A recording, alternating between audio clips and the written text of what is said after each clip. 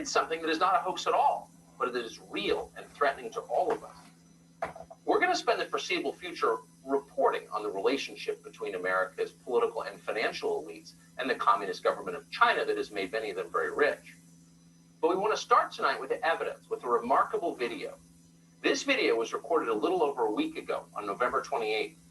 The man you're about to see speak is a professor from Beijing called Dong Cheng. The video comes from an appearance that he made on a Chinese television show about Wall Street and international trade. Dong Cheng works at Renmin University in Beijing. He is also, like so many in academia in China, a servant of his country's government.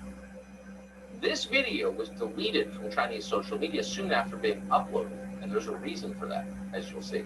延边特朗普政府跟我们打贸易战，那么我们为什么搞不定特朗普政府？啊？为什么以前1992年到2016年之间，中美之间各种问题都能搞得定？是不是？大家发现没有？所有的危机，不管是银河号事件，还是炸大使馆，还是撞了飞机，所有事情。 全部是床头吵架床尾和，2个月之内搞定。什么原因？啊，这儿我抛出一个可能又要是暴论啊，就是因为咱们上边有人，啊，就是我们在美国的权势核心圈啊，我们有我们的老朋友。There's a lot of garbage floating around the internet right now, a lot of fake things. That video is real, and those subtitles are accurate. We checked today with 2 different Chinese speakers and confirmed that.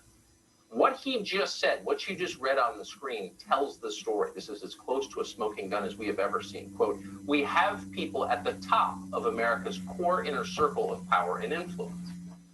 According to the man you just saw, that has been true for decades. So who are these people and how many of them work in our media and in our government? Well, he didn't say precisely. At one point in the video, he described a Chinese agent working as a vice president at, quote, a top Wall Street financial institution. I can't say more, he explained, without making political trouble. Dong Cheng did tell his audience that one agent in particular was especially useful. He goes on at some length about her. He describes her as an American who's lived abroad for many years, who is now a Chinese citizen. And this seems to baffle him a little bit. The Chinese government doesn't allow dual citizenship. Why would they? Why would anyone? Dong Cheng seems pleased that the U.S. government is foolish enough to allow it. He explains that this American agent, who lives at least part of the year in Beijing, helped the Chinese government with a propaganda operation in the city of Washington in 2015. And he goes on to describe that in some detail. The Obama administration was easy to manipulate, he suggests. They helped. The Chinese had many friends among the Obama people. The problem came when Donald Trump was elected. After that, he says, everything changed. 是呢，就过去这个30年啊，过去40年，我们在美国的它的这个利用它权势核心圈，是不是？我前面讲过，华尔街在1970年代开始对美国它的内政外交有非常强的影响力，啊，所以我们有路径依赖，是吧？但问题是08年之后，华尔街的地位下降了，更重要的是16年之后，华尔街搞不定特朗普。 为什么很尴尬？特朗普以前对华尔街有过一次软性违约，所以双方有矛盾啊。当然，这个细节我就不多说了，时间可能已经来不及了，是吧？那么，这个中美贸易战过程中，他们也试图帮忙啊。据我所知，美方的朋友跟我讲，这个试图帮忙，但是啊，力有不逮啊。Since the 1970s, he said, and he's an economics professor, you should know. Wall Street has had enormous influence over the way the United States government operates over American policy. The Chinese government, he says, has enormous influence on Wall Street. And that arrangement worked very well for a long time. Then Donald Trump unexpectedly was elected in 2016, and Wall Street was infuriated. Wall Street can't fix Trump, he said, but they tried. And this solves the mystery. If you're wondering why our political class has stood by and allowed the Chinese government to degrade this country and our way of life, why they've stood by as the Chinese government has flooded the United States with deadly opioids that have killed hundreds of thousands of people, or have stood by as the Chinese government ripped off billions in intellectual property from our companies, there's your answer.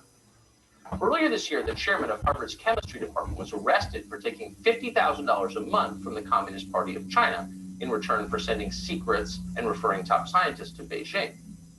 It barely rated as a scandal. You may not even be aware it happened. Why? Because so many are on the take, in effect. Donald Trump was an impediment to this very lucrative arrangement.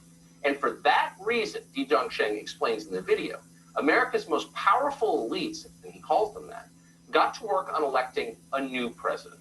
Again, read the words at the bottom of your screen as he speaks.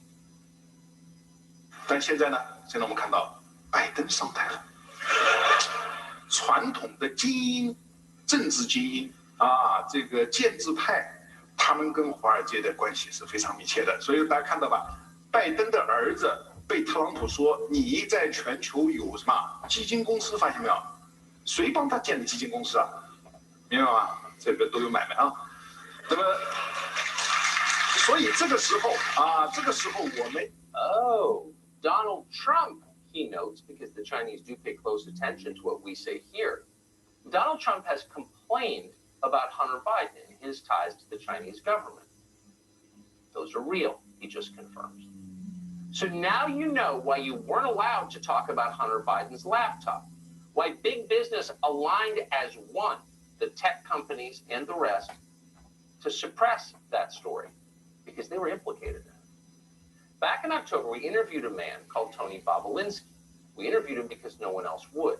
Tony Bobolinsky was a business partner of the Bidens. Here's what he told us about China. And in a document that you guys have, and I think it's been provided to to the world, the Chinese referenced that because of their trust in the Biden family, that Chairman Yi and Director Zhang are excited about moving forward in this. And in that document, they reference loaning $5 million to the BD family. Right. The BD family is the Biden family. What are the implications of this? Elected president, which could very well happen. How does this constrain his ability to deal with China? Are you asking for my personal opinion? I'm asking for your opinion as someone who's worked with the Chinese. So I think Joe Biden and the Biden family are compromised. I think Joe Biden and the Biden family are compromised with China. Looks like he was right about that, and it looks like the Bidens are far from the only ones who've been compromised. Gordon Chang has been covering this story for an awfully long time. He's a senior fellow at the Gatestone Institute. He's the author of The Great U.S.-China Tech War. Earlier today, he vetted that video you just saw for us and confirmed it was real. We're happy about that. Gordon Chang joins us tonight. Gordon, thanks so much for coming on. To those of us who don't follow this full-time as you do and who don't speak Mandarin, this is a shocking admission of what's happening here. Tell us what you make of it. There is incredible arrogance among the Chinese elites, and that's what I take away from this video. You know, there are a number of instances that Dee talks about, and I don't know if they're actually true or not, but the point is that this is what Chinese leaders think. And because they think that way, they're going to push a President Biden around. They're going to do things which are dangerous because we're going to have to push back. Under President Trump, the Chinese didn't try this because they were afraid of him. So what I'm concerned about is the state of mind of China. We see this from Xi Jinping, the Chinese ruler, all the way down to this guy, Di Dongsheng. This is dangerous. So he's out there less than a month after our presidential election saying essentially, we admit it, we are in control. Our friends in the business community in the United States, Wall Street specifically, are on our side up over and against the U.S. government itself, the current presidential administration, and we pull the strings. Do you think that's bragging? To what extent is that true? Well, that part of the video is true. What I was referring to was the politics and prose incident, which is very interesting. But in terms of the most important points that Dee makes, that's absolutely true, that China does have that relationship into what he calls the core circle of America's real power. And they used that during the Obama administration and prior administrations, and they couldn't do it during the Trump administration. That much we know. And I know that they are in anticipation, licking their chops about what's going to happen from January 20 on. It's just, it's an amazing, amazing story. Were you surprised that he said this on camera in front of a live audience. That actually took me by surprise because what he was making were those admissions, which really go to the core of the China-U.S. relationship. And I think that what President Trump can do, whether he has 40 days or 4 years, is to break some of those connections. He can do it with the International Emergency Economic Powers Act of 1977. He can even maybe use the Trading with the Enemy Act of 1917. But we've got to break those connections, because if we don't do that, we are going into a point where we may not be able to deter China, because they are so arrogant, so belligerent, that they think they can buy any American politician, including the President of the United States. And therefore, as I mentioned, they are going to be tempted to do something that cannot be unwound. It cannot be unwound. Nicely put. Gordon Chang, I appreciate your coming on tonight. Thank you. Thank you, Tucker.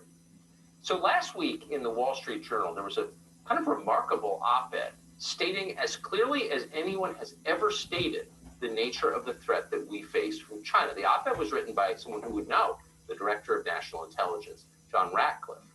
He called the Communist Party of China, quote, the greatest threat to democracy and freedom worldwide since World War II.